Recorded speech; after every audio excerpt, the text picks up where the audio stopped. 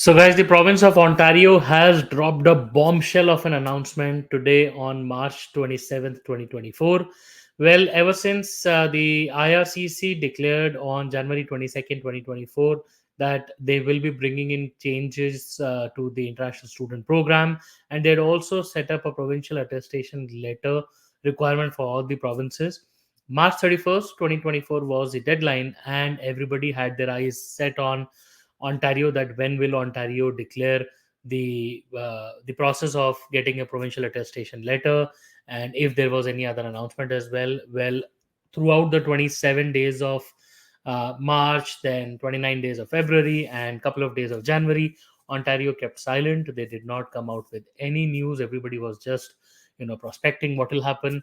And today, finally, Ontario drops a bombshell where they have not only gone ahead and shared the provincial attestation letter method, but they've also given out the allocation and certain bits of information with regards to public colleges in Canada, private colleges, universities, and that information is big. So today's video will be talking about all those updates. So it's an important video if you're trying to if you're trying to come to Canada, because Ontario has the maximum chunk of colleges. Okay, so as you may like it or not, but Ontario is a province of destination for international students, tons of them, because the volume, by far the volume that Ontario has.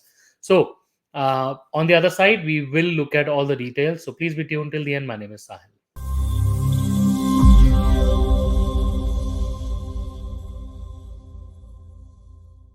So, guys, welcome back once again. My name is Sahil, and I'm a regulated Canadian immigration consultant, and I practice here in Ontario. My office is here. If you have to get in touch with me, my number is on the screen, and the details are there in the description box. More than happy to speak with you. Before we proceed any further, please make sure that you hit the subscribe button and the bell icon, because we talk a lot about Canadian immigration. And if you are an aspirant to moving to Canada, then this is a channel that you must be subscribed to all the time.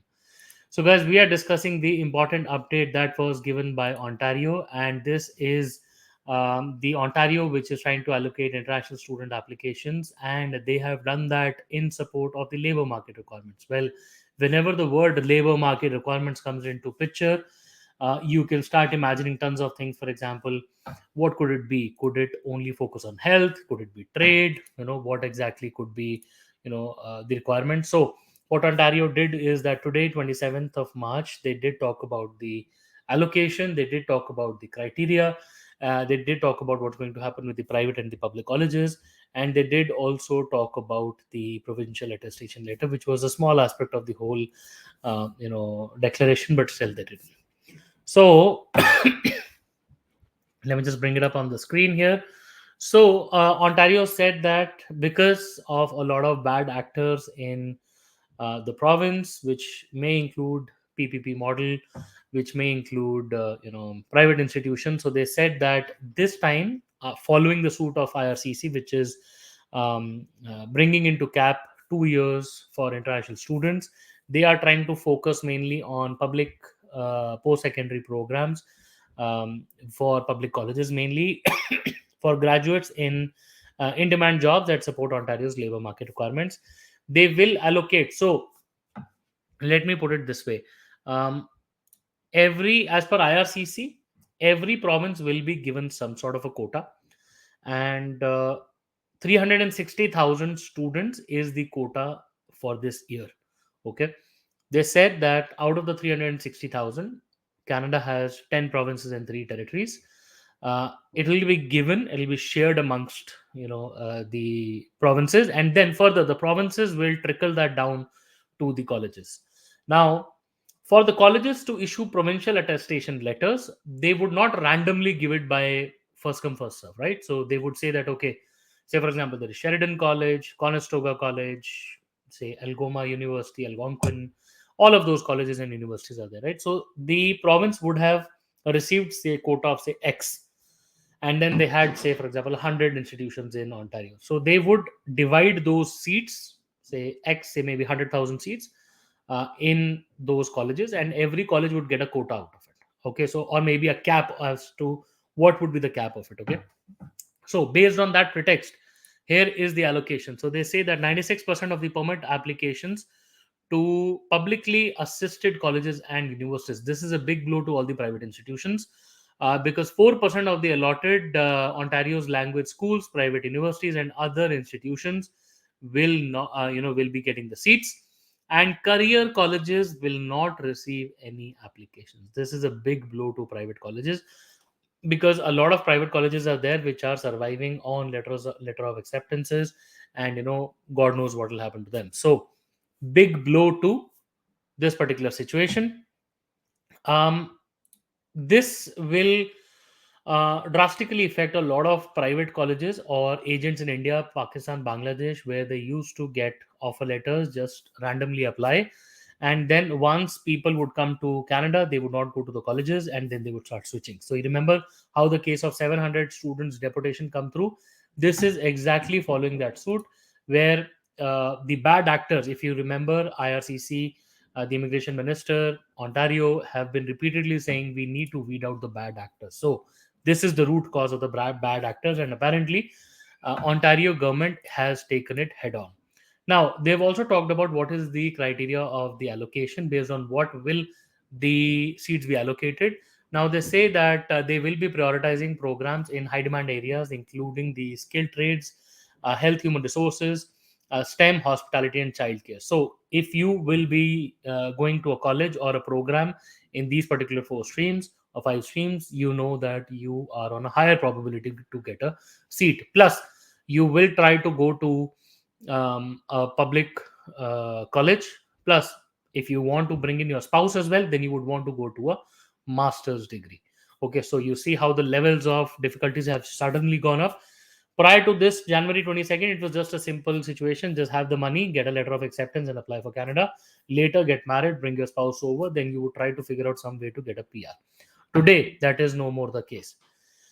Now, it cannot exceed the institution's 2023 permit levels, and as a final backstop, the ratio of international permits cannot exceed 55%, exclusive of the high demand areas, of the institution's 2023 first year domestic enrollment. So, everything will go back to how many students they had in 2023, how many allocations they had, and finally, it'll be based on that. So that's the criteria that they will. So today they cannot, so none of the institutions can suddenly spring up and say that, okay, so Ontario is trying to favor Sheridan College, or Ontario is trying to favor Seneca College or Humber College. No, so they've set a criteria, a rationale, backing up to how many seats will be allocated, and then these seats will be given to the colleges. Also, they're saying that French language enrollments will also be prioritized. So obviously, French is definitely going to play a major role in getting a PR as well. We have said time and again. If you look at this year as well, we've had French speaking draws at lower scores. Yesterday also was a draw 388. Throughout the year, we are hoping to see more and more PNPs are going to focus on French speaking categories. So if you want to come to Canada, you should be looking at learning French. Finally, moment of truth: how to get a provincial attestation letter. Let's assume that you got the college, you got, went through the whole criteria, got a master's degree or whatsoever. How to get the provincial attestation letter?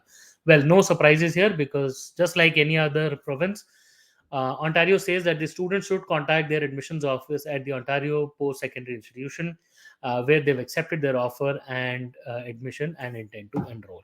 So this means that the provinces, or the institutions, could have their own set of requirements as well. For example, if you look at New Brunswick, they want $2,000 deposit non-refundable. Say University of Saskatchewan, they want $1,000 non-refundable deposit. So any province has set of DLIs, and the DLIs are required to have their set of prerequisites, and based on that they will give an offer letter. They could be non-refundable deposits. Further to that, they will request a provincial attestation letter on behalf of the student. The student might be required to fill a form at the college, but they request it to the institution gets it, they send a link to the student gets to download that, plus all the other documents, and then you apply for a study permit for Canada. I hope that makes sense. Now, there is an important notice as well by the province of Ontario. What the province of Ontario says here is that they are taking an action. They're taking the action required, requiring all the publicly assisted colleges and universities to have guarantee that housing options are available for international students. So, guys, very importantly, if you see, the whole reason of why the January 22nd episode happened, and as to reason why a lot of inflation is happening, housing crisis, rentability, all of these issues are happening, is because the colleges were issuing offer letters left, right, and center. For example, Conestoga College in Kitchener was publicly criticized today as well, for the sole reason that they had been offering seats to students beyond their capacity, and the city got overloaded. They did not have space for housing. Hence, more demand for something that is shorter in supply, which is housing, rooms, rentals, PGs. Hence, the rent skyrocketed. Now, because one city could not handle that, people started overflowing to other cities.